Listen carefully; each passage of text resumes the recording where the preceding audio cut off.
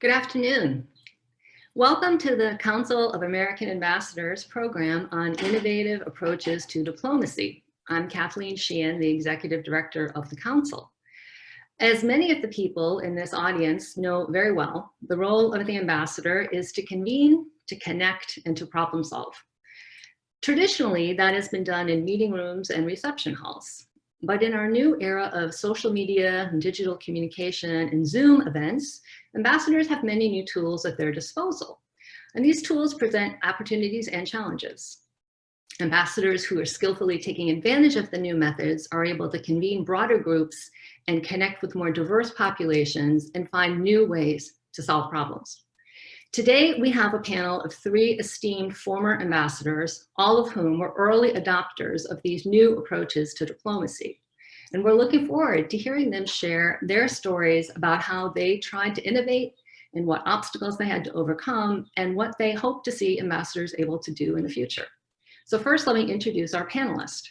First, we have Ambassador Mark Brzezinski, who is the founder and principal of Brzezinski Strategies. He served as U.S. Ambassador to Sweden from 2011 to 2015. During that period, Embassy Stockholm was recognized for spearheading innovative approaches that advanced U.S.-European trade and landed key Swedish investments. His leadership also resulted in new markers being set for commercial development and environmental sustainability in the fragile Arctic. Ambassador Brzezinski received his bachelor's degree from Dartmouth, his JD from the University of Virginia, and a doctorate in political science from Oxford. Next, we have Ambassador John Emerson, who is the Vice Chairman of Capital Group International. He served as U.S. Ambassador to the Federal Republic of Germany from 2013 to 2017. During that time, he was awarded the State Department Sue Cobb Award for Exemplary Diplomatic Service, which is given to a non-career ambassador who uses private sector leadership skills to make substantive impacts on U.S. diplomacy. He received his bachelor's degree in philosophy from Hamilton College and his JD from the University of Chicago. And finally, we have Ambassador Christy Kenny, who is a frequent public speaker on leadership and foreign policy and is a teacher of leadership at Georgetown. She holds the State Department's highest rank of career ambassador. And during the course of her 30 years in the Foreign Service, she represented the United States as ambassador 3 times. First in Ecuador from 2002 to 2005, next in the Philippines from 2006 to 2009, and finally as ambassador to Thailand from 2011 to 2014. She holds a bachelor's degree from Clemson University and a master's degree from Tulane University, and she also attended the Naval War College. So welcome to all of our panelists. I think what I'll do first is start with a question for the whole panel, and maybe we'll start with having Ambassador Brzezinski answer it and then have everybody else join in. And that is that you've all been involved in foreign policy and international relations for many years. And so I'm curious, over the course of your professional lives, how have you seen the role of the U.S. ambassador change? So Ambassador Brzezinski, let's start with you. Thank you, Kathleen, and hello everyone from Northeast Harbor, Maine. Thank you, Kathleen, for gathering John and Kristie and me together. First of all, I'm very honored to join Kristie and John on this panel. When they were ambassadors, I really looked up to them and their innovative approaches and their outreach because it worked. It connected with people to advance the American interest, and I looked to them as role models. What a great topic to bring us together on, innovative approaches to diplomacy. Because diplomacy as a practice is an ancient art. And when you're an ambassador overseas, you can practically blink your eyes and think that you're back in the 18th centuries and people are calling you your excellency and this type of thing. And you blink your eyes again and you're at the headquarters of Spotify or Minecraft and seeing the latest innovative designs for connecting with people around the world.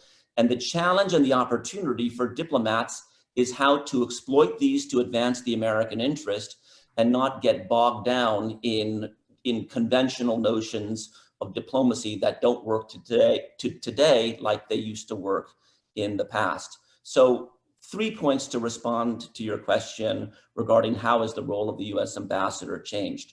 First of all, decision-making overseas, and this really goes to practically every country, decision-making is more diffuse. The role of ambassador is no longer just to connect with the top 5 power holders in the country. It's about people and the different demographics and pockets where you find people and decision-making, whether it's entrepreneurs, the youth generation, across the board demographically. And in my case, when I went to Sweden, one of the things that my wife and I found was that in certain ways, the current political power holders, the royal family and the Swedish government, weren't connected themselves at all to the new entrepreneurial class, the founders of Skype, of Spotify, of Minecraft, who were having influence everywhere, but the Swedish government wasn't connected or aligned with them. And one of the things we did with the ambassadorial role was use the power to convene to bring them together, to great benefit for the American interest, but also for the Swedes.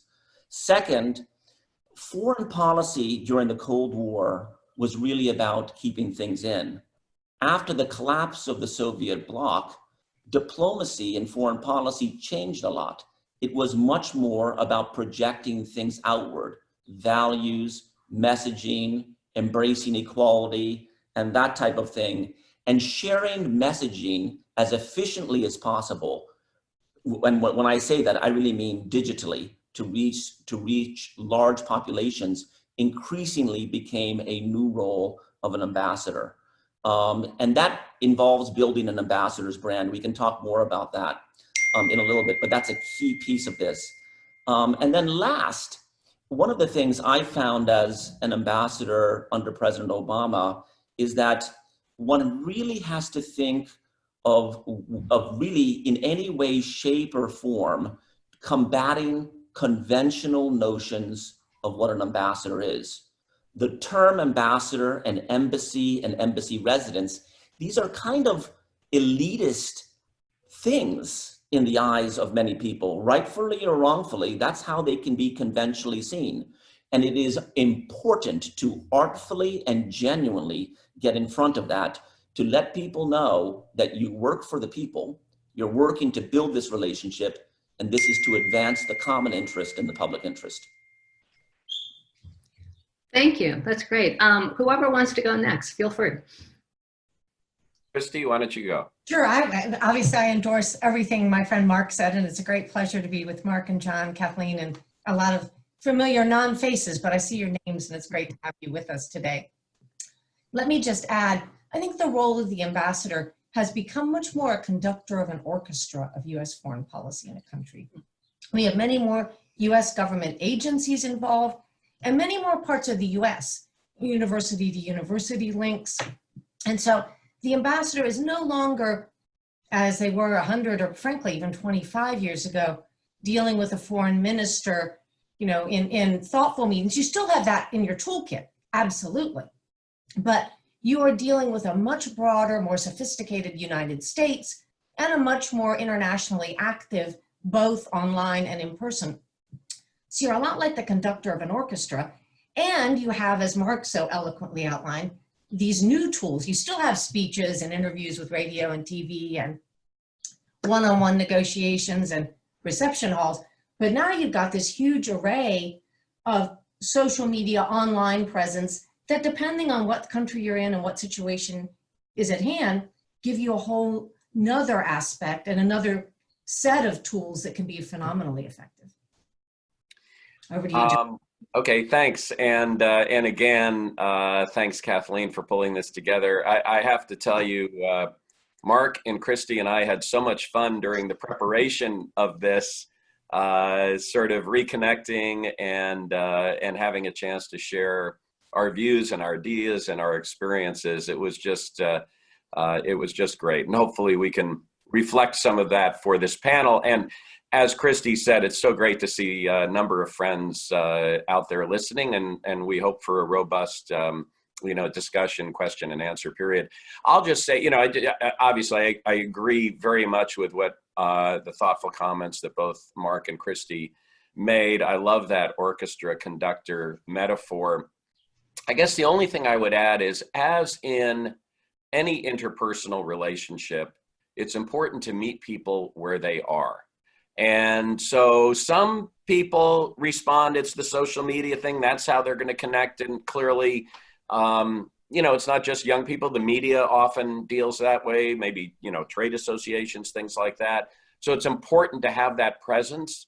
But I think there's a potential for an error here if people rely too much on that and not enough on the absolute interpersonal connections. You know, you miss a lot when you can't see the body language in a meeting, for instance, or after the meeting is over, the on the margin conversations that actually help to deepen a relationship, or take something that wasn't even on the agenda for the meeting that might be the more important thing and start talking about that. And I have seen, particularly with some of the current ambassadors, and obviously we have a president who uses Twitter as not just a tool, but almost a weapon. And I've, you know, seen this in several places that I pay a fair amount of attention to, where the ambassador is tending to rely too much, in my opinion, on social media and not do the traveling around the country, the meeting with different groups of people, with meeting with business leaders, the meeting with local community leaders and elected officials. And I think that's a mistake. So to use, again, Mark's you know, wonderful listing of all the tools that we have available to us, it is a tool, but it should not become even the primary tool unless with a particular, you know, audience that does make sense to have it be the primary tool.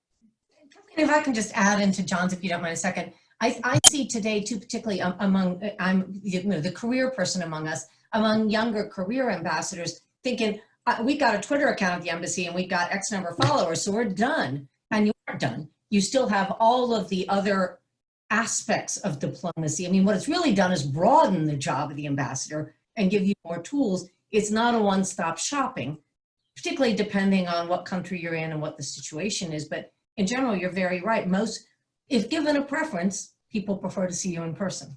Mm-hmm. Yeah, you know, I'd love to get some follow up on what you said and some more specifics in terms of what were some of the methods that you found most effective when you were serving as ambassador in terms of connecting with people. And maybe can you give us any specific examples of things you tried that maybe had not been tried before in that particular country? I'd be really curious. Anybody who can. Why don't I start a little bit, because in the course of my 3 ambassadorships, sort of social media came online. Mm-hmm. You know, followed very distinguished people. Again, it's always fortunate when the people before you and the people who followed me were all very good. So we had good relationships, easy to keep those. By the time I got to the Philippines, social media was just kind of coming into its own, and Filipinos are very social. So it was a great added way to reach out for myself and for the embassy. When I got to Thailand, I found the elites and media will use Twitter, but Thais don't like written stuff. They're all Instagram, it's pictures.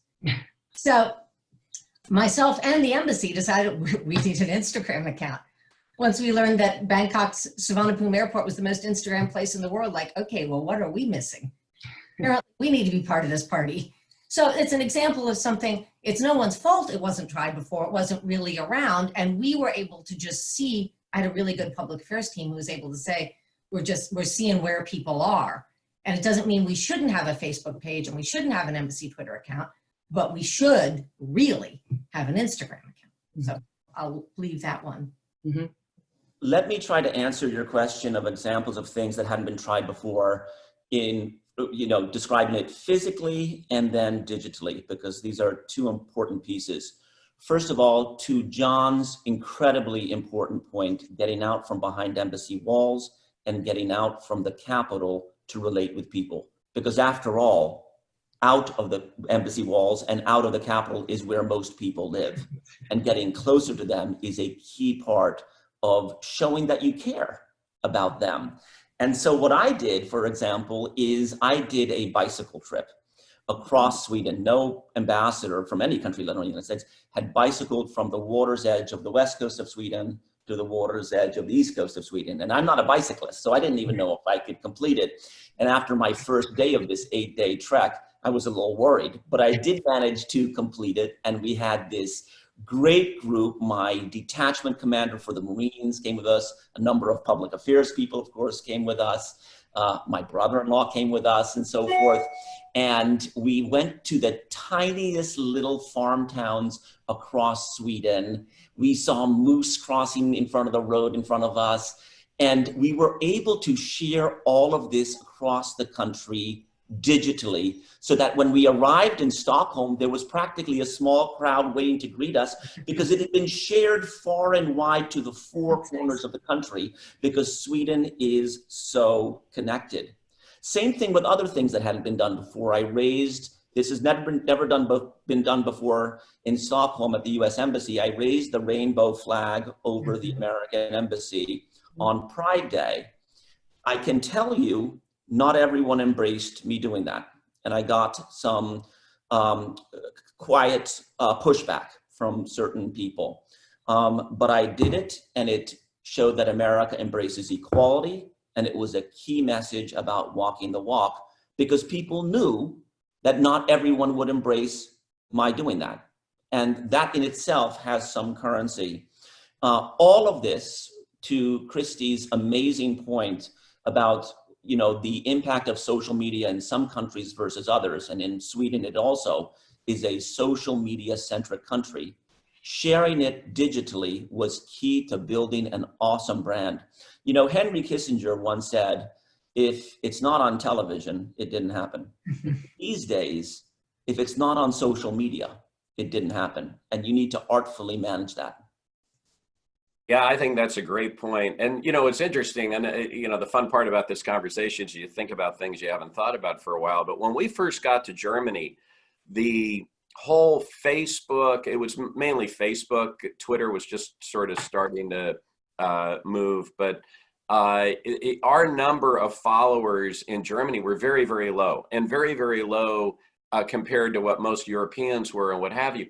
And what I learned pretty quickly is there is a real skepticism in Germany about privacy and electronic media, which of course plays back into 50 years of the Stasi and the Third Reich using intelligence gathering, which, by the way, 6 weeks after I got there, the news broke that we had allegedly been tapping Merkel's cell phone. So that was my opening Scheisstorm. But it hardly made me the guy to argue that everybody should, get onto these social media sites. But in any event, there was a lot of skepticism towards that, and much of the privacy movement that we're seeing coming out of the EU in terms of its regulatory structure now that Google and Facebook and even Apple and Amazon are all dealing with, really kind of, was generated from Germany. So it was a little bit different. And we probably weren't as effective on the pure social media side as some of you were in other places. I also think of Rufus Gifford, our colleague in Denmark, who used it to a fare thee well and brilliantly. But I wanted to give an example, a little bit different example of using social media, which was one of our big priorities was to build support for and help get the TTIP trade agreement negotiated and approved ultimately, which unfortunately we came close, but not close enough. And, I spent a lot of time with business leaders and with the CEOs of German companies who are overwhelmingly in favor of this. But what I noticed was all they were doing was talking to each other, right? It was that sort of echo chamber. This is going to be great. This is going to be great. We need to do this, that, and the other thing. And so I actually pulled about 40 people into the embassy, and senior level people, and to have what I call building support for a trade agreement 101. One of my past experiences when I was in the Clinton White House is I ran the war room to get the Uruguay round of the GATT through Congress, which created the WTO. And a big piece of that was running sort of a public campaign and generating the various pressure points up on Capitol Hill. And so one of the first steps of that is for CEOs of company to mobilize their employees, many of whom are probably against these trade agreements, but don't understand the extent to which their paycheck depends on international trade. And so, literally, and by the way, through their internal social media and also just social media to customers, suppliers, people that they deal with, we actually had a session on how to better take advantage of these new tools to help broaden the grassroots support for that trade agreement, which, as I said, we ultimately weren't successful on it. But I thought that was, so it wasn't so much the embassy doing it, but the embassy trying to, train, for lack of a better word, these leaders to do it within their networks as well. And by the way, that did happen. I mean, and I thought that was kind of an interesting example. It is an interesting example. That actually leads me to think about the fact that you're talking about trade, and that is obviously one of the topics that you're dealing with as an ambassador. I'm just curious, do you feel, Ambassador Emerson, that there's certain areas of diplomacy, certain topics that you have to deal with as an ambassador that lend themselves more than others to using these different methods? Do you know what I mean? In terms of youth engagement or migration as an issue, which was a big issue when you were in Germany, or environmental sustainability. I'm just curious from your perspective, which topics lend themselves? Unquestionably with youth engagement. I mean, I think that's, in terms of the meeting people where they are, that is it. And now it doesn't, you still should do the going out there in the town halls at universities or even a few high schools or whatever. I mean, that's a good thing to do. But for sure with youth engagement, the area on immigration, and I'm glad you brought that up, because obviously, I was had the opportunity to be in Germany during the 2015-2016 whole refugee crisis, and everybody just saw the impact on Merkel, the rise of AfD, the rise of populism, in part as a reaction to the immigration crisis. And what we found was that Germany was actually doing a good job at trying to integrate these new immigrants. And they were also being smart about it. They were spreading them out around the country and not allowing for the development of ghettos, as we saw in places like Paris and Brussels, where in fact there were some major terrorist attacks. And obviously this was a concern that a lot of Germans had. But what we found in moving around, when I say we, I also include my wife, Kimberly, and I know we're going to get to that broader topic. And I know we have an ambassadorial couple on the phone here as well, in addition to Kristie, who's an ambassadorial couple. But Kimberly, who is on the board of Human Rights Watch, spent a lot of time traveling around the country looking at some of these integration efforts.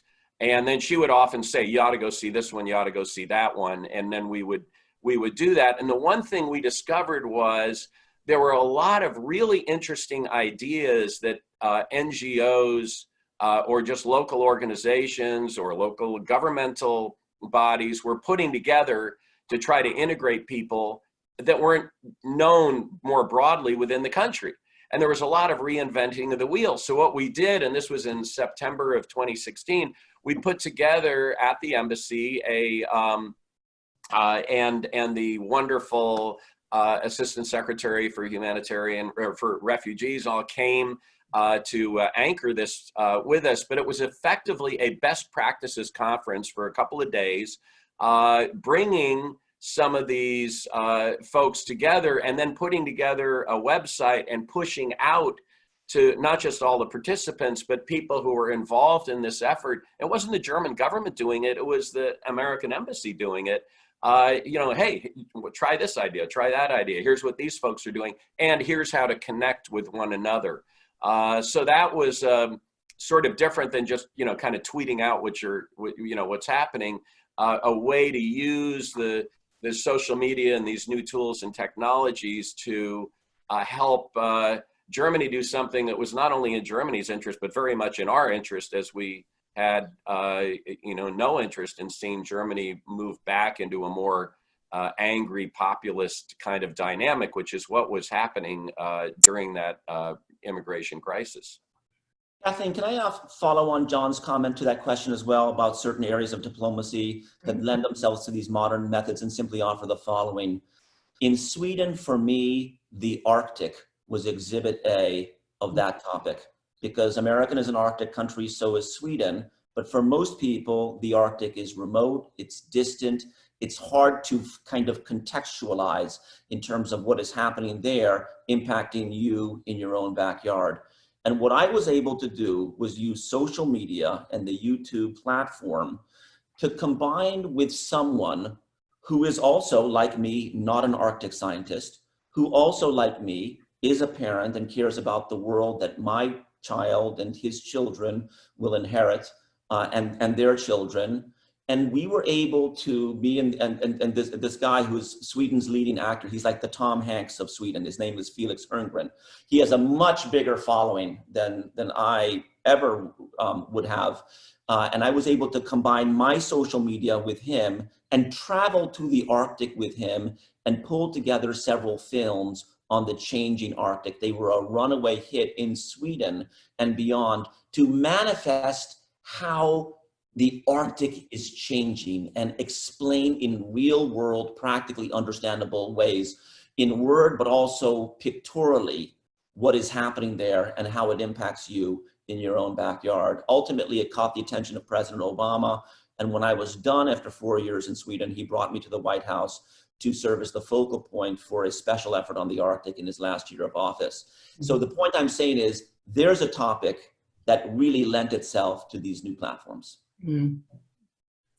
You know, one thing that I'm really curious about is the issue of the State Department institution as an institution being rather tradition bound and maybe not known for always risk taking. And I'm really curious, and maybe I'll start with Ambassador Kenney with this, given that you have 30 years of experience working in that institution, and that, what does it take to be creative and use these innovative methods while staying within sort of the institutional guardrails that the State Department usually has up? Thanks for that one, Kathleen. It's not an easy topic, but as we all know, anybody who's worked in any headquarters, you want to make sure the field offices are doing what they're supposed to be doing, where they're supposed to be doing. And that tendency is therefore to put up pretty high guardrails. And of course, every time the one really not very common embassy or ambassador does something inappropriate with social media or publicly, it inspires more of those guardrails. My view as an ambassador, and I think all of you on this call would agree, you're sent instructions from Washington, but your job is to interpret them in the way that best matches the situation at the time in the country you're in. This is why you're paid the big bucks, or the small bucks, as the case may be, to those of you who've had private sector careers. But it's really the responsibility you have. How does this instruction play now? And there may be times when what you've been told from Washington is just going to be completely, it's a blanket instruction to several embassies or every embassy. It's not going to work where you are. And sometimes you can go back and discuss that. It may be, if it's so sensitive, you might go back and say, sometimes otherwise you just deliver it in the way you see best. When I was in Ecuador, and I think my good friend John Maisto is on this call, the Ecuadorians hated our Iraq war, hated it. They didn't like us much anyway. And Washington wanted the ambassador on TV every day talking about it. And every day we had a bigger demonstration in front of the embassy. So we started just kind of massaging that around the margins. When they say, what has the ambassador done today? If I said the word Iraq, we get, box checked. It doesn't matter where I say, we're just going to find other ways to do this, because we're not winning any friends. They're not voting with us in the Security Council. And moreover, they're trying to tear down my embassy. So this is not a good choice. But I also knew, going back to argue it, wasn't going to go there. It's the same with a lot of the social media. Washington has this real desire to tell embassies what to tweet, what to put on their web page, and it misses the great ability of a local embassy, and it's not just the ambassador, obviously there's a teamwork in this, to tailor a web page so that it's interesting and draws in people in the country, non-threatening. It's not the evil empire. It's a country with a lot to offer. And so this is where I think there's the tug and pull, and I understand both sides, but I always felt as an ambassador, it's your job to try to use all of these tools in a way that work in the country at that moment. Mhm. I would give you an example. Let's assume you and the embassy have a great and creative plan going. And it's right now, or it's 2 weeks ago. You suddenly have the George Floyd death. You know, it's probably not a good moment for the ambassadorial bicycle trip across Sweden, which is a fabulous idea any other time. But, and this is where as the ambassador, and I know Mark well enough to know he would have said, time out. That's right. Bicycle trip another day. You know, it's not right for the moment and the time, really our own country, not in the host country. So I'll let others chime in, but. Well, I think that's a great point. And I do think, again, and not to, you know, you always got to be careful about, you know, focusing too much on a class of ambassadors. But I do find that I have also seen, and I spend about a third of my time in Europe and Asia now. So I see this a fair amount, and I'm friends with a number of the current ambassadors too, by the way.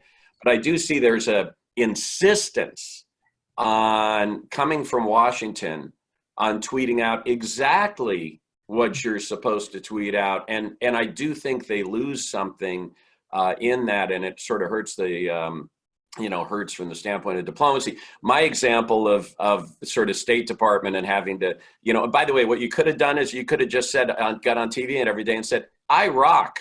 And Exactly. And then you would, Well, I was and it pretty would close be to true. doing that, John, to be fair. And if you ever go back and tell any of the many talented leaders of our nation from that time, I'll pretend I don't know any of you. Exactly. What But what Washington happened to didn't me know was- didn't hurt him. When I got a call from Christoph Heusgen, the National Security Advisor for the Chancellor, who I had met once at this point because I was only just a few weeks into it, saying, I'm going to send you a document. I trust you will tell me it's a forgery, but you need to know it has the Chancellor's private personal cell phone on it. And I immediately was on the phone with Susan Rice, kind of talking through how we're going to respond to that. Within a day, I think a number of us ambassadors, and Mark, I don't know if you were still at Post then. This would have been like in October of 2013. You may have, but I think we all got this instruction from the State Department, this cable that said, your instructions are to say, I'm sorry, I don't comment on intelligence, or we don't comment on intelligence matters in response to that. I knew that probably would have resulted in me be P&G'd if I'd taken that approach in Germany, where this was a massively emotional response, public response. Literally people, senior people with tears in their eyes talking about, you don't trust us anymore. So, I mean, it was huge. And so I completely ignored it. And what I did was threw myself into the arena, let people unload on me, reflect back that I understood. I never confirmed anything. You know, I would, you know, what are all those antennas on your embassy? Look, we're a communications organization, just like you, Mr. or Mrs., you know, news, you know, broadcaster. And, you know, so you do that, but fundamentally let them know that you understood why this was such a serious issue and an important issue. And then at some point, try to elevate the conversation to an area where you can actually get back and have a reasonable conversation about why it is important for our intelligence communities to work together. And so the point being, even a specific direct instruction, which probably worked fine for ambassadors who weren't in Germany, because they Works great in Bangkok. You know, but in, you know, for me, that would have been an absolute disaster. Right. You know, it's interesting to hear you talk about working with the State Department. And one of the things that makes me realize, of course, is one of the differences between career and non-career ambassadors is that sometimes a non-career ambassador can have communication maybe with the White House in addition to the State Department, you know what I mean? Depending on the nature of the relationship with the president and whatever. And so maybe, Ambassador Brzezinski, I wonder if you could sort of speak to this in your experience. Did you ever feel that sometimes maybe there was like a difference of instructions sometimes, or in what you were being encouraged to do from sort of the White House and the State Department, you know? Absolutely, but not in a negative way. What I mean is this: I definitely received incentives and kind of positive messaging from my friends at the White House to kind of lean forward to do innovative things as an ambassador, whether messaging or events. And I would sometimes receive a little bit more restraint from the State Department about doing those things, given their visibility and so forth. It's just that, I had been on the original Obama campaign team from the very beginning. So a number of people who I'd worked with from the very beginning of the campaign, Ben Rhodes, Dennis McDonough, Susan Rice, were high-level White House officials with whom I stayed in extremely close touch after I went to Sweden. Why? Well, first of all, I really liked them as friends and just remained in touch with them just to share notes. But more importantly, because I got the message from the special assistant to the president for the European affairs at the NSC before going out that clearly, Mark, you know this, President Obama loves the Nordic countries, Sweden, that his values overlay perfectly with the values of the Nordics: gender equality, sustainability, immigrant assimilation, and generosity associated to that. And you should build that out. Why? Because there's never, ever been a presidential visit to Stockholm in history. And President Obama has taken note of that. And so I would regularly message to the White House things that connected with the president's values, with the view that we were going to try to have him come to Stockholm. And 2.5 years after I started in Sweden, President Obama was wheels down in Stockholm. I'd asked for 1 hour after the Snowden event occurred in Moscow. The president wasn't going to Moscow on his way to St. Petersburg, so he had some open space on his calendar in terms of traveling to St. Petersburg. And I said, please come to Stockholm for 1 hour. And I got a message when I was actually, I'd taken my family on a summer vacation saying, Mark, report to Post immediately. The president's coming in 2 weeks and he's staying with you for 2 days. Fill out an interesting schedule. And so that was an awesome opportunity, but also frenetic in terms of pulling that together. And so, but it was the diplomatic event that was the gift that kept on giving in terms of our relationship with the Swedes, in terms of everything concerning the immigrant crisis in Europe, concerning what John mentioned about TTIP, concerning the Arctic, concerning cooperation with NATO, commercial diplomacy, and so forth. It was a great event from which to build in the future. And that was all part of basically a strategy to get that to happen. So I definitely did that. It was hugely beneficial. Would every email I sent to Dennis McDonough been something that, the Assistant Secretary for Europe would have loved it had I sent? But no, but I had a personal existing relationship, which I continued to the benefit of the goals that had been set out for me by my bosses at the State Department. Right, that makes sense. Answer. I think, those are great examples. The only thing is, I remember Toria Newland, who was the Assistant Secretary during the time I served, she said when she first met with the non-career ambassador, she said, look, I know a number of you have stronger relationships with different people in the White House than I do. Just don't surprise me.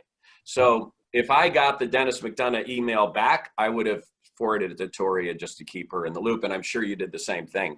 But it's hugely, hugely valuable to have these relationships. And it's not just even within the White House, but it's within people you have in the administration. I had a little bit of a different Obama to Germany story than Mark had, where he really wanted to come there. And that was Angela Merkel really wanted him to come to the Hanover Fair. Germany is sort of the epicenter of these industrial fairs. And if you just look at a map of Europe, you can see historically why that's the case. It was the crossroads. Mm-hmm. And the Hanover Fair is their big industrial fair. And they wanted United States to be there's always a nation who's sort of the sponsor, to be the sponsor. And of course, as part of that, the head of government, head of state has to come. And so this was the last thing in the world that Barack Obama wanted to do. He was not a big fan of these kinds of things. But guess who Secretary of Commerce was? Penny Pritzker. So I didn't even bother working the White House. I just worked Penny, who of course is extremely close to the president. She loved the idea, and that's how we got. It wasn't me getting it done. Believe me, it was Penny getting it done. But that's how we got that particular visit done. And then another experience where the relationships from those of us who maybe grew up in politics and government in different, as opposed to being, career foreign service officers can help. When I got to Germany, one of the kind of complaints that I heard was that the Department of Treasury would come to Germany, have their meetings, and they kind of bypass the State Department.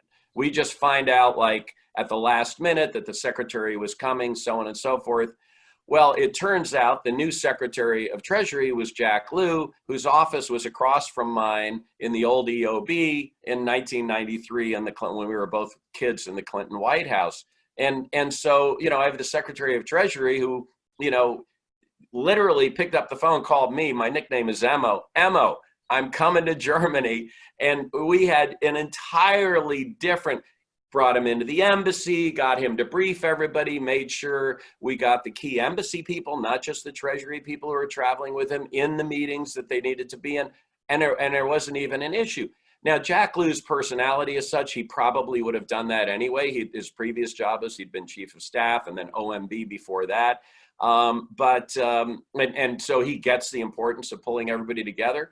But just that little personal relationship, I think that we tend to build help, just as the career folks have personal relationships with people who are serving in other countries or in their, you know, serving at senior levels there, or with foreign officials who they've met at conferences over the years and so on and so forth. So we can kind of blend those two together. It's, I think, very helpful. Yeah, I would add, I mean, obviously I don't have the ability, never have, to get any president of the United States on the phone. I regret that because there's much I would have loved to have shared they wouldn't have cared. But nonetheless, you know, I always tell ambassadors going on, it's true, when you do your consultations around all the agencies, you're making friends. Yeah. Because, you know, you might not be able to get the Secretary of Treasury on the phone. You might, if it's important enough, but you sure want to have people at other agencies that you can pick up the phone, to include the military commands. Mm-hmm. Absolutely. The U.S. Southern Command in Ecuador and the U.S. Pacific Command, you know, so you want to be able, as you meet these people go along, you're doing consultations, but you're making friends so that you can, if not the Secretary of Treasury, you can get a senior Treasury official on the phone, maybe the Secretary if it's important enough, or the commander of whatever the regional command is, or, you know, somebody at the CIA if you've got a problem, whatever. You want to, you know, build those networks. If you come in with them, you're on campaigns together, you got a leg up. If you didn't, you know, you got that opportunity before you had to post. Take it. True.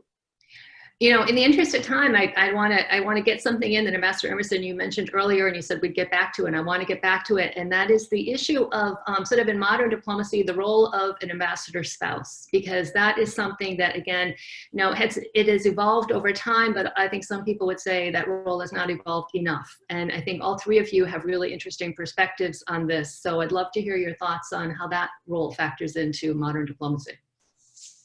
Well, Mark, why don't you go with that? Because you were sort of a leader. Absolutely.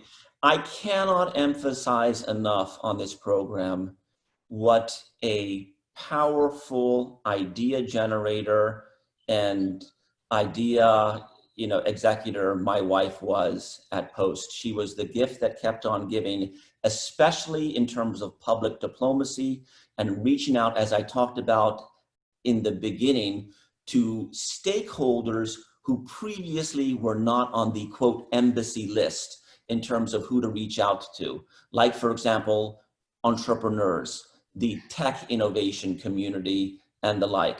And she did that artfully, and she was able to generate a community that filled our embassy with ideas and was able to kind of disseminate the values of the United States in an incredible way. But I also picked up that there was, quite frankly, a little bit of kind of ambivalence or even resistance to her having kind of a proactive role. So one of the things that as she assimilated into the embassy community that she was able to trigger was she got a contract between herself and Elle, which of course is the legal department of the State Department, called a gratuitous services contract, in which she had in a contract framed very carefully the areas of public diplomacy, like the outreach to the fintech community, gender equality stakeholders, and the like, and that she would be part of the public diplomacy effort of the embassy in a fulsome manner. And she signed that contract, and the head of L signed that contract, so that if there was any question regarding her role going forward, there was something on paper that clearly defined that this was a goal for the embassy for her to be part of. And you know what? It was a great thing to have, to both advance her goals, but also to protect her, quite frankly, against those who didn't necessarily want her to have as fulsome a role, to be quite frank about it. I think this is a very important part of the diplomatic equation going forward, to not maximize the utility of the family of an ambassador. As I said, my spouse was a powerful force, but I brought every single member of my family to the embassy to do messaging. My late father, he gave 2 speeches in Sweden when I was ambassador, poor guy. I got my sister Mika, who's a journalist on MSNBC, to come over with her husband to do stuff. My brother, who's a Republican, got recruited into doing all kinds of stuff. The point is that I was able, you reach to all the resources you can possibly have as an ambassador to make this a success for the president and the American interest, because they are the vehicles for messaging. And that's the opportunity more than in any other way with a spouse. Does anybody else have any thoughts about spouses? I'm going to chime in before John does, because I know John has. But, I think I agree very much that one of the issues the State Department and the U.S. government, frankly, has never addressed very well is the issue of spouses, partners, family members. I also can see why. I'm not a lawyer, but the, spouses, partners, significant others, family members come in all shapes and sizes. My dad was a great guy. Nobody would come to see him speak on anything. So Mark obviously, has a family that will draw a crowd. Jerry Kenney would draw his daughter, and that would be about it. But, it's complicated. And then there's some people who have no family opposed, or are single or geographically single. So I think if I were sitting at the State Department, I would actually have a working group looking at how do we do this? I agree. How do we, by the way, there are also some spouses and partners who want to use this as an opportunity to relax and practice yoga and read and, be supportive as needed, but don't have an interest, or their skill set matches nothing in the country to which they're assigned. They don't speak the local language, their English is not widely used, whatever. So I think it's incredibly difficult, but I think we have way past the era when we should do this. And we should look at what framework you put around it. So the spouse, partner, and ambassador is protected. Nobody at the embassy is saying, wait a minute, the US government sent me here to do this. Why is Christy Kenny's husband now doing it? Or, we're still, we're spending US government resources for someone who's not here on the US government dollar. Why am I driving the ambassador's spouse to an outreach event or preparing talking points? So it has to really protect everyone, but I do think it's way past time. And I'll jump off my soapbox because I don't have the answer, but I think it is way past time we did something about it. Well, and thank you for that. And I certainly agree with it. One of the final things we did was Meridian hosted a conference along with Sunnylands and had about 10 of us who were, probably about 6 or 7 of us who were ambassadorial couples come to talk about how Nancy McElhaney was there and she was running FSI at the time, how they can better train non-career ambassadors and just to get and the whole thing very quickly evolved into 2 days on this precise topic. And Pat Kennedy was there, and he actually did come up with an idea of some sort of, and you're absolutely right, Kristie. I mean, the point was made, one size does not fit all in terms of these circumstances, but he came up with maybe there's a sort of, I don't know if it's a contract, an employment, or some sort of document that would do the protection. Of course, then we had change in administration, and sadly, those wonderful career ambassadors also, I believe, have retired. But I mean, my situation was similar to Mark's in that, Kimberly, and it was interesting to hear your topics because Kimberly also took a lead in reaching out to the tech community, particularly female entrepreneurs. She ended up hosting around Germany roundtables with female entrepreneurs. And she, one thing that is important in Berlin is art and the art community. And she really reached out and built a profile and brought the embassy into that world. And then the third thing, of course, you have Berlinale, the Berlin Film Festival, where typically the embassy would have a little lunch on, Saturday of that festival. We ended up putting together what became one of the iconic events at the embassy, bringing people into, not at the residence, but at the embassy during that period of time. Now, part of the advantage she brought to the table was, number one, she'd worked in the film industry, and number two, we're from LA. And so we would constantly get calls from friends, so-and-so's coming in, they're filming this movie, or, from friends who were coming. So we were able to get an attractive audience together that brought in a lot of the folks who are attending Berlinale, and particularly the Germans, who are excited to meet, actor X, Y, or Z. And then, but the second piece of it was Kimberly had worked at USIA when I was, in the Clinton White House for 4 years. And one of the people she worked with was Michelle Logston, who, at least for our last year and a half, was our cultural minister. So to hook up together and work together on issues of public diplomacy was just a piece of cake and natural. But the frustration, initially what we found, and we had 5 consulates, and as consuls general would discover that, they always wanted the ambassador out. They always wanted the ambassador's spouse to come after a while, and they discovered that she actually was good at this stuff. But then you get a new one, every 3 years, everybody changes, and then you'd have to so you sort of felt like you were, and we didn't want to push it.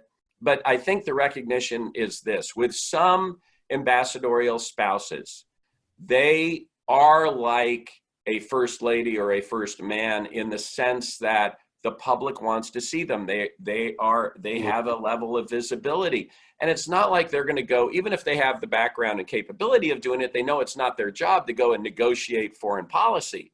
But there's so many areas where their anchoring an event is just going to bring more people in the room and more attention.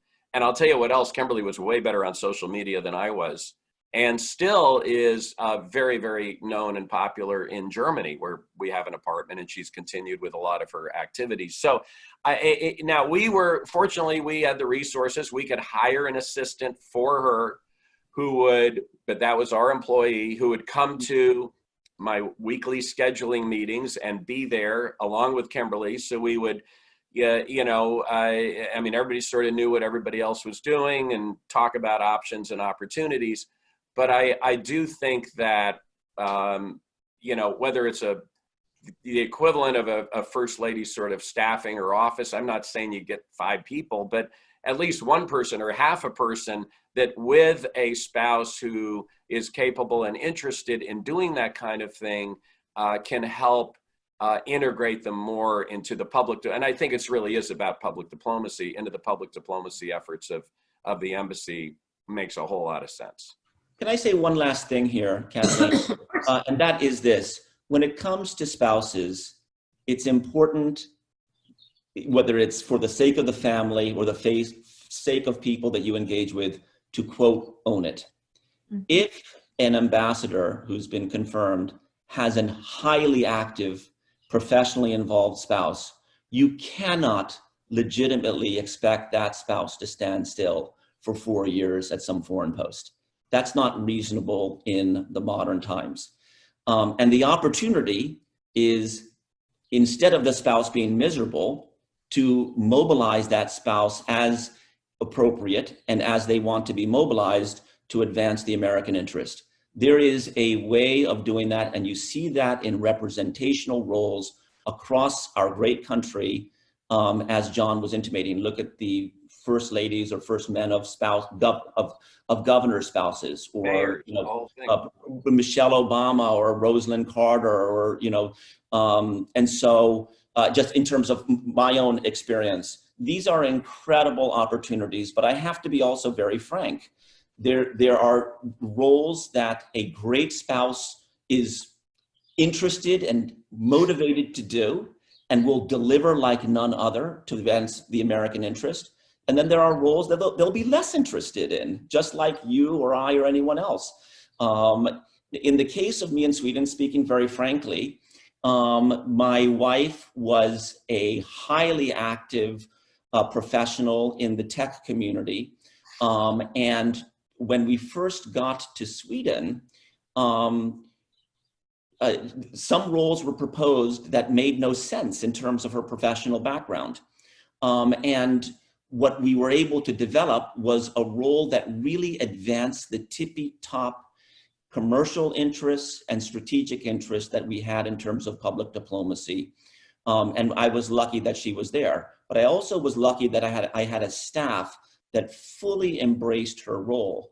And I've seen and I've heard just, among the ambassadorial corps, experiences that other spouses had that were less than positive. And I think that's a missed opportunity. We're pretty much at the end of time, but we had one person who sent in questions ahead of this forum. So I really want to try to get one question in from that audience member. And this is Sabrina Newton, who's a master's degree candidate at SAIS. And one of the questions she asked, and I put this out to all of you, is that the Foreign Service is a unique profession. And what are some of the skills that you have found the most important? So either Ambassador Kenney, from your perspective, being a Foreign Service officer, or Ambassador Brzezinski and Emerson, your perspective working with Foreign Service officers. For somebody at SAIS who might be thinking about going in this career, what are some of the skills that you found to be most important for them? Let me start. I'd also say, if you're interested in the career, this is one place. The State Department webpage is great. If you go on the State Department webpage, careers section, there's so much on the Foreign Service, and it lists, I think, 10 or 11 qualities that are considered really effective. So lots more information out there. But I would cite two as really important. One is adaptable. Service officer. And by the way, I include in that my political appointee friends who come out to embassies as ambassadors. Situations change. No country stays the same, including our own. And if you're in another country, that changes. And if you're in the Foreign Service, you can be like me and be in Ecuador and be sent to Philippines for your next assignment and learn really fast. So adaptable. And the second is there is no success as a Foreign Service officer without good communication skills. Writing and speaking. You won't succeed if you can't do both of those. Just to jump in and offer my response, looking forward, flexibility. Hierarchies are breaking down. Conventional and traditional relationships, whether between countries or between peoples or between men and women, between races, religions, are changing. We live at a dynamic moment, and there are a number of technologies and reasons it will get more dynamic. The diplomat and the leader that are able to get in front of those changes and to begin to position the American embassy or the American people to be able to pivot and move quickly when the time is right, 2, 4, 10 years ahead, will be the best asset that any ambassador or president can have. But that requires intellectual flexibility that things and conventions are changing. Well said. And I would, great points. What I would add to that is just to say, and you got to be a great listener and not, really actively listen. That both helps in terms of managing the staff. I think that typically, if you move into an area that somebody disagrees with, if they feel that you actually took the time to listen to them, have their opinion, they're more likely to get on board, even if they ultimately disagree with the decision.